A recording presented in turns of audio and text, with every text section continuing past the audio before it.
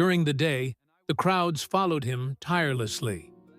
Wherever he went, miracles happened in the public square, and words transformed the lives of hundreds of people at the same time.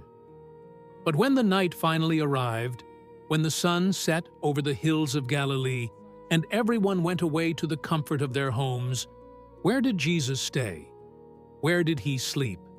And, most intriguing of all, what were these nights really like away from the eyes of the crowd? When we think about the trajectory of Jesus Christ, our minds almost always project only the great and memorable moments. We vividly imagine the miracles, the extraordinary healings, the people pressing in to touch him, and the grand teachings delivered on mountaintops or by the shores of the Sea of Galilee. And the public history of Christ is marked by constant movement and almost overwhelming popular attention. But there is a fundamental, silent, and extremely intimate part of this history that almost no one observes or stops to analyze in depth: the nights. Unlike the great religious leaders of his time, or even the common people and workers who followed him along the roads, Jesus did not have a fixed place. He didn't return to a comfortable, safe house at the end of an exhausting workday. He walked incessantly, traveled through dusty regions, and often, when darkness fell, he simply stopped where he was. The absence of a permanent roof was not a mishap on the journey, but a conscious choice that deeply shaped his routine. In the ancient world of the 1st century, the night carried a very different weight than what we know today. And without the artificial lighting of our modern cities, nightfall in Judea meant the almost total interruption of human activities.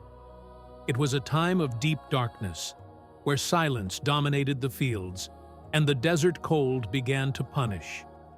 Families took shelter in their simple stone houses, and the outside world seemed to fall entirely asleep. However, for Jesus, this setting of silence and absolute isolation represented a necessary kind of refuge. We tend to look at the figure of Christ focusing so much on his divine nature that we easily forget the real physical impact the crowds had on his human body. Being constantly touched, listened to, pressed for immediate solutions, and followed under the scorching Middle Eastern sun took an incredibly high physical toll. Exhaustion was a severe reality. And that is exactly why understanding the dynamic of Jesus' nights means discovering a much more vulnerable and human side of his ministry. What really happened in those moments when no one was looking? Where did he lay his head to recover the energy that was drained daily? Before we dive into this silent journey and discover exactly what those nights were like and who sheltered him, I ask that you go ahead and subscribe to the channel right here and leave your like on this video. This simple gesture immensely helps our channel grow and continue bringing these stories with the depth you deserve. And take a moment to comment down below what the next biblical topic or event is that you want to see uncovered here, because we will read and answer every single one of your comments, one by one. To understand the physical magnitude of what Jesus' ministry meant, we first need to deconstruct a very common image we have about the safety of life in the 1st century. Jewish society at that time was deeply rooted in the idea of belonging and territory. An adult man was defined by his lineage, his community, and, most importantly, his home. Having a piece of land, a family roof made of stone or clay, a place where past generations lived and future ones would live, was the foundation of all social and emotional security. When someone fell ill or finished an exhausting day of manual labor in the fields or fishing, returning home represented the only guaranteed safe haven. The home was the unshakable center of the world. But the life of the carpenter from Nazareth broke this rule absolutely and almost scandalously by the sociological standards of the time. When he began his public journey, Jesus made a radical decision that went against every primal human instinct for self-preservation. He gave up the fundamental right to a permanent roof. He did not own a house to return to on weekends to rest. There was no fixed bed waiting for him, no familiar fireplace to warm himself by, and no comforting tranquility of a predictable nighttime routine. His days were marked by continuous, frantic movement along dusty roads, climbing arid mountains and crossing dark valleys, and his nights reflected exactly this same chaotic unpredictability. Imagine for a moment the psychological weight and the absurd physical toll of this uninterrupted reality. It is one thing to go on a long trip knowing that, at the end of the walk, a comfortable bed and a locked door guarantee your safety and recovery. It is a completely different thing to walk all day under the unforgiving and lethal sun of Judea. Be surrounded by thousands of desperate people demanding continuous attention, healing, and complex answers, and, at dusk, simply not know where your exhausted body will rest. In one of his most honest and harsh dialogues, historically recorded in the Gospels, Christ describes this condition of his in a visceral way to a man who wished to follow him. He states with cutting clarity that foxes have their holes hidden in the earth, and the birds of the air have their safe nests in the trees, but he, the Son of Man, did not even have a place of his own in the world where he could simply lay his head and close his eyes in peace.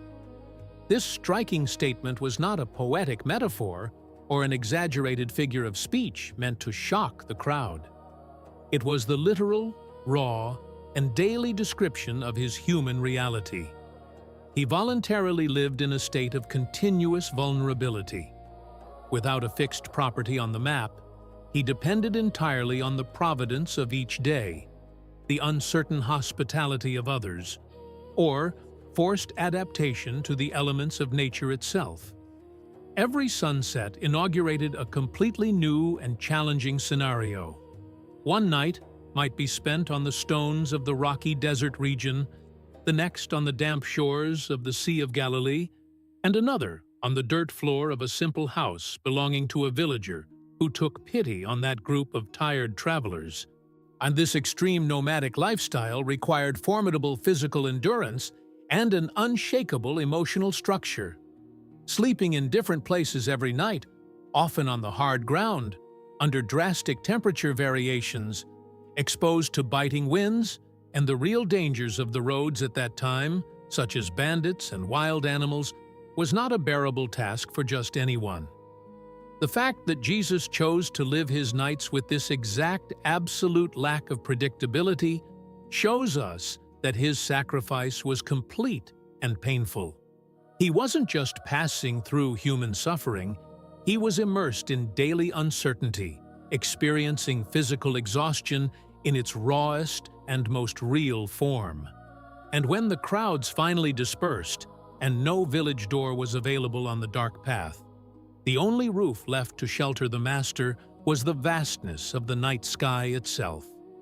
When the village doors closed, the oil lamps in the houses were extinguished, and the dense darkness swallowed the dirt roads of Galilee and Judea, Jesus' roof became, the overwhelming majority of the time, the vastness of the starry sky itself.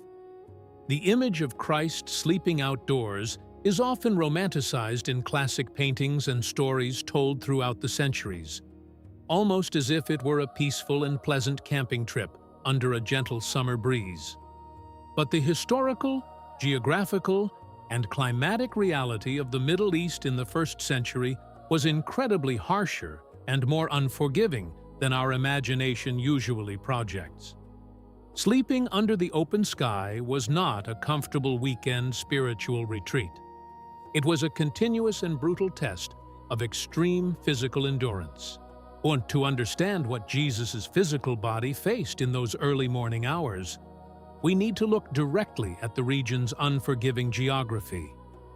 The land of Israel has a desert and semi-arid climate of very violent contrasts. During the day, the sun beats down without mercy, cracking the dry earth and rapidly draining the energy of those who walk for hours. However, as soon as the sun disappears over the horizon, the temperature drops terrifyingly. The heavy, suffocating heat of the afternoon gives way to a cold, biting, and damp wind that sweeps through the rocky valleys and mountain slopes all night long. The night dew in the region is so thick and heavy that it can easily soak unprotected people out in the open right to the bone. And it was exactly in this hostile environment that the carpenter's exhausted body sought some level of rest. On those difficult nights outdoors, the only line of physical defense between Jesus' skin and the lethal cold of the night was a fundamental piece of clothing in the ancient world: the outer woolen cloak, often rustically woven. According to Jewish law and the survival customs of the time, this cloak was the most precious material possession of a common country man. During the hot day, it served as protection against the sun's rays and the dust of the roads, but at night, it transformed into the only available blanket, mattress, and sleeping bag. Jesus and his disciples likely spent hours looking for natural recesses in the rocks, small isolated caves, or shelter under the twisted roots of old olive trees. They would clear the dirt ground with their hands, wrap themselves deeply in their rough cloaks, huddle close together to conserve what little body heat they had, and try to sleep on the sharp stones and freezing dust. But the severe hardships were not limited solely to the harsh climate. The natural world outside the great protective walls of the cities was a wild, dark, and extremely unpredictable territory. Historical accounts point out that ancient Judea was inhabited by hungry packs of wild dogs, wolves, and jackals, as well as hidden scorpions and venomous snakes that stealthily slithered across the stony ground at night, looking for the warmth of campfires and bodies. Besides the unavoidable natural dangers, the isolated roads and deserted hills were the preferred hunting routes for thieves and violent bandits hiding in the shadows. Sleeping outdoors meant remaining tied to a state of constant vulnerability and alertness. And it is highly likely that, while the group tried to rest their aching muscles, there was a strict watch system, where at least one or two of them kept their eyes wide open near a small, improvised fire of dry twigs, while the master finally closed his eyes. However, there is a profound geographical and psychological reason why the Gospels frequently report Jesus retreating alone to the mountains or deserted places exactly at nightfall. It wasn't just a lack of financial resources to pay for safe lodging, or the painful rejection of some inhospitable village that forced them to sleep embraced by nature. The Mount of Olives, for example, was not just a crossing point. It was his preferred night refuge, Jesus' true open-air bedroom when he was in the hostile surroundings of the great capital, Jerusalem. And he intentionally sought rustic isolation because these difficult places offered the one vital thing that crowded cities and full houses simply could not deliver: absolute silence. After spending 14 hours straight being crushed by a deafening cacophony, desperate people shouting his name, lepers tearfully begging for healing, religious leaders crafting treacherous verbal traps, shoving, crying, and the chaotic, endless noise of the crowds, Jesus' human mind and nervous system desperately needed to be disconnected from that sonic and emotional whirlwind. The top of a deserted, wind-swept mountain or a completely isolated olive grove acted as an immense decompression chamber. There, in the dark, smelling the damp earth and feeling the cold wind on his face, far from endless human demands and crushing social exhaustion, the hard nights outdoors became the most intimate, real, and true stage for him to reconnect with himself and prepare for the next day's battle. Although the freezing nights under the open sky were a harsh reality, Jesus' journey was not made exclusively of loneliness and stones. On several occasions, the dust of the road and the exhaustion of the desert found relief on the other side of a wooden door. When he entered the villages, the dynamic of his nights changed drastically. through a sacred pillar of ancient Middle Eastern culture: hospitality. At that time, sheltering a traveler was not just a matter of good manners or social etiquette. It was an absolute moral duty, an unwritten law of human survival. But we need to be extremely realistic about what it meant in practice to open the doors for the carpenter from Nazareth. Your receiving Jesus was not simply inviting a respected rabbi to dinner. It was accommodating an intensely sought-after man, accompanied by at least 12 hungry adult men with dirty feet from long walks on dirt roads. The physical logistics of this welcome shatter any glamorous or romanticized image we might have. The houses that opened their doors to him, in their overwhelming majority, were not spacious palaces with luxurious guest rooms. They were extremely simple and rustic dwellings, built with rough stones and clay, with a roof made of wooden beams covered by branches and pressed clay. The floor was packed dirt, often swept, but inevitably dusty. The internal space was small, dark, and multifunctional. There was no privacy whatsoever. At night, the family would gather their meager belongings, roll out straw mats in the corner of the room, and the main space transformed into a collective dormitory. The constant smell of smoke from the small indoor fires mixed with the aroma of baked bread, and often with the smell of the family's own animals, which were housed on the lower floor of the house to protect them from theft and help heat the environment with their body heat. It is exactly in this chaotic, cramped, and deeply familiar setting that Jesus' humanity reveals itself in a touching and surprising way. The man who, during the afternoon, multiplied loaves of bread to feed thousands of people and calmed the raging sea with his own voice, at night sat on the dirt floor and depended completely on the generosity of others to satisfy his own hunger. See, he had to wait patiently for a simple village woman to serve him a bowl of hot stew or offer him a piece of barley bread and fresh water. He experienced the total and absolute vulnerability of being a guest in the world he himself had created. We find these rare moments of physical shelter in Peter's house, in the village of Capernaum, or in the warm and protective home of his great friends, Martha, Mary, and Lazarus, in the small village of Bethany, located just a few miles from the dangerous epicenter of Jerusalem. Far from the crushing pressure of the demanding crowds in the public square, the faint, flickering light of small oil lamps illuminated an environment of temporary relief. On those safe nights under a clay roof, Jesus' words took on a completely different tone. There was no need to raise his voice to reach a crowd in the mountains. These were precious moments of whispered conversations, tired smiles exchanged around the low table, and deep, intimate teachings directed only at those who loved him closely.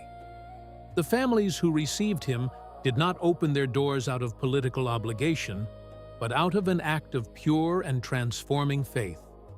Offering one's own roof, food, and safety to Jesus and his disciples was a social risk, and, at the same time, the greatest privilege an ordinary home could have.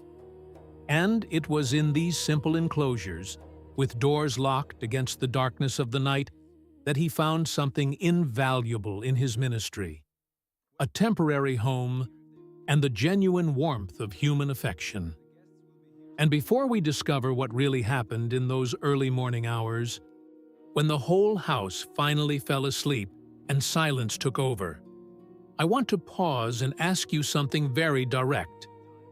Imagine that you lived back then, and suddenly, at the end of an exhausting day, Jesus and his 12 disciples knocked exactly on your door, asking for shelter for the night. Be very honest with yourself right now. Do you think your house would be ready to receive him? What would be your first reaction? And what would you offer him? Leave your real answer down below in the comments, because I make a point of reading and chatting with you. And if this level of historical immersion is surprising you, check right now if your like is already registered on this video. Now, let's dive back into those late nights, because Jesus' nights carried an invisible secret that sustained his entire mission. When the last oil lamp was finally extinguished, whether in the corner of a cramped room in the village of Capernaum or on the cold, wind-swept slopes of the Mount of Olives, a new and decisive phase of Jesus' ministry silently began. Human, biological, and instinctive logic dictates that, after a whole day of exhausting walks along dusty roads, dealing with the constant pressure of desperate crowds and hostile religious leaders, a common man's only desire would be to collapse into a deep and uninterrupted sleep. His disciples, mostly sturdy fishermen, and men accustomed to hard manual labor, did exactly that. Historical accounts clearly show that they fell asleep quickly, overcome by the extreme physical exhaustion of the journey. But, for the carpenter from Nazareth, the night was not just a mandatory biological break to rest the body. It was, in fact, the most crucial, intense, and vital moment of his entire 24 hours. While the world around him sank into the unconsciousness of sleep and the cities grew silent, Jesus stayed awake in the dark. And there is a fascinating psychological and spiritual reason for this sleep deprivation that often escapes our modern understanding. All day long under the sun, he belonged entirely to the public. He was constantly touched, pulled by his garments, questioned, tested by legal intellectuals, and demanded by the sick. His vital energy was continuously drained to heal, teach, and solve the pains of others. The night, therefore, with its protective darkness and absolute isolation, was the only territory the crowd could not invade. It was the only fraction of time when he ceased to be the public figure demanded and drained by everyone to be, in a completely solitary and vulnerable way, simply the Son before the Father. The Bible repeatedly and almost systematically reports that Jesus intentionally withdrew, getting up very early in the morning, long before dawn, or spending the entire night awake, praying alone in deserted places. But we make a terrible historical and theological mistake when we imagine these nighttime prayers as light, bucolic, and relaxing moments of gentle meditation. What happened in the dark of those freezing nights was a true, invisible battle. He wasn't there just to recite ready-made words to the starry sky. He was there to recalibrate his own human soul.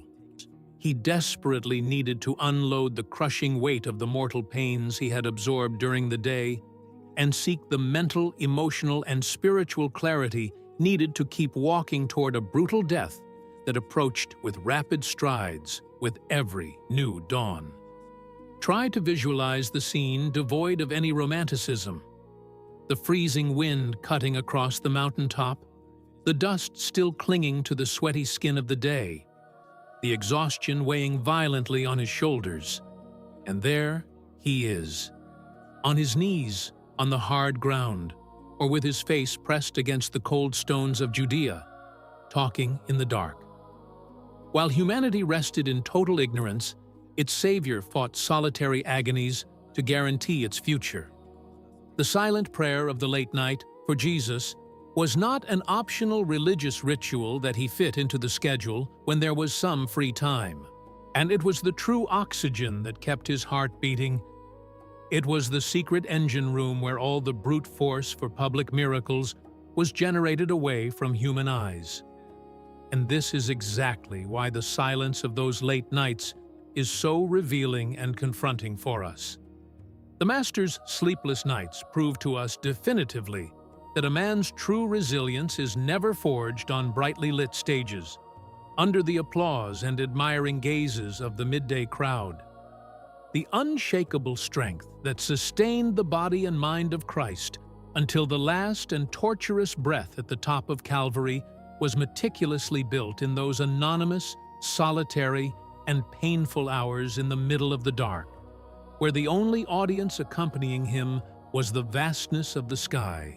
When we try to put together the puzzle of Jesus' daily life, Our modern mind, a condition to business hours and predictable resting routines, makes a very subtle but deeply limiting miscalculation. We tend to see sleep and the night merely as a biological off button.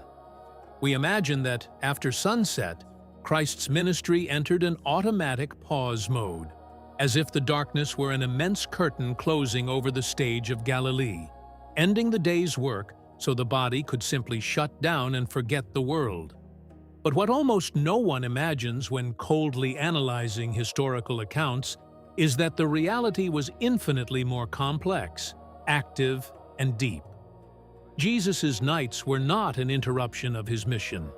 They were, in fact, the most essential part of it all. If we could observe the dynamics of those late nights invisibly, we would discover that the absence of light and the silence did not mean inactivity. While the vast majority of people slept heavily, anesthetized by the fatigue of manual labor in the fields and on the sea, the nighttime environment transformed into the carpenter's true base of operations.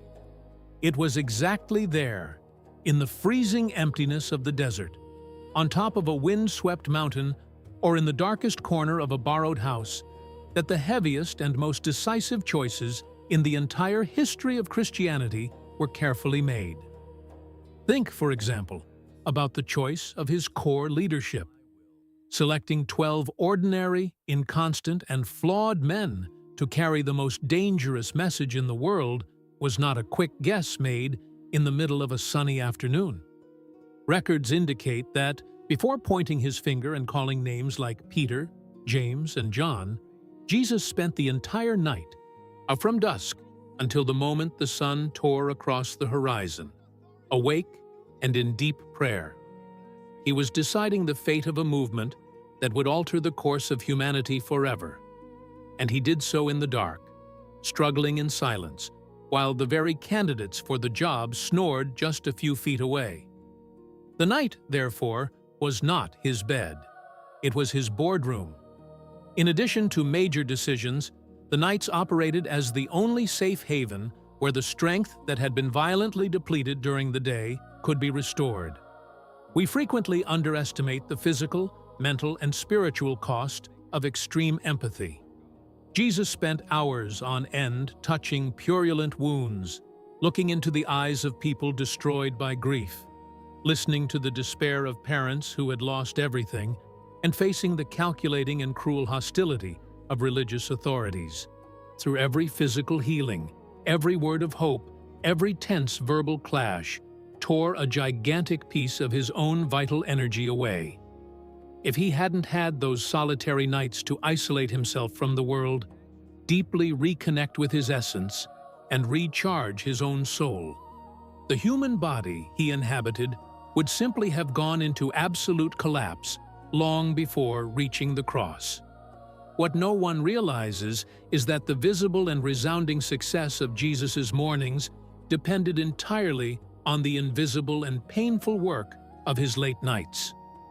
When the first rays of sun began to illuminate the water of the Great Lake, inaugurating another day of chaos and incessant demands, the crowd invariably found him standing, calm, focused, and absolutely ready. They only saw the power and compassion overflowing, but ignored the fact that that unshakable peace was not a magic trick. It was the direct, sweat-drenched result of hours facing the dark. Every miracle that exploded under the midday sun had been meticulously prepared, wept over, and sustained in the loneliness of the night before. While ordinary people desperately needed sleep to survive the next day, Jesus used his sleepless nights exactly to ensure that the next day had the power to save those very same people. All this hidden and exhausting dynamic of the nights reveals something terrifyingly profound about the true character and mission of the carpenter from Nazareth. There is a brutally honest and transforming lesson hidden in the silence of those dark hours, something that violently contrasts with the way we, human beings, have been taught to measure the success and importance of a life. We live in a society, from ancient times to the present day, that is completely addicted to and dazzled by visible moments. We applaud what happens in the sunlight. We value the stage, public recognition, the impressed crowd, and the noise of great achievements. But the relentless and silent routine of Jesus' nights shatters all this superficial logic of ours. This shows us unquestionably that he did not live, in any way, solely for the moments when he was being watched by people. His essence, his true strength, and his purpose were not fueled by the approval of the masses or the public's marveling amazement at a phenomenal miracle. Quite the opposite. Historical accounts point out that, on several occasions, when popular excitement reached its peak and the euphoric crowd tried to crown him king by force, his reaction was not to take advantage of that height of political glory. His instinctive and immediate reaction was to turn his back on the stage, flee the empty recognition, and disappear alone into the darkness of a mountain. He understood, with a clarity we often lack, the absolute and non-negotiable value of invisible moments. The fractions of time when no one was looking were not a waste. They were not hours of boredom or useless loneliness. It was exactly those hidden hours, on his knees in the dust of the earth, wrapped in a rough cloak and shivering from the cold under the morning dew, that formed the indestructible foundation of everything he would do the next day. It was in the absolute and freezing anonymity of the night that his human character was reaffirmed and his mission recalibrated. Think for a moment about the structure of a great century-old tree, one of those that managed to survive the most violent storms and devastating winds unharmed. The visible part of this tree, with its thick trunks, immense branches, and green leaves, is what impresses the eyes of passers-by. But it is not the visible branches that keep the tree standing through the force of a hurricane. What prevents it from toppling and being uprooted from the soil is the complex, thick, and deep network of roots that silently grows underground, exactly in the dark, where absolutely no one can see. Jesus' solitary nights functioned exactly like these vital roots, and they were the deep and invisible support of his entire public life. The vital meaning of all this is the realization that there is no true power, true resilience, or true capacity to love and endure human pain without a foundation that has been arduously built in secret. The unexplainable miracles, the words of wisdom that altered the course of world history, and the astonishing, unshakable courage to walk voluntarily to a cross did not appear out of nowhere and did not depend in any way on the emotional warmth of the crowd.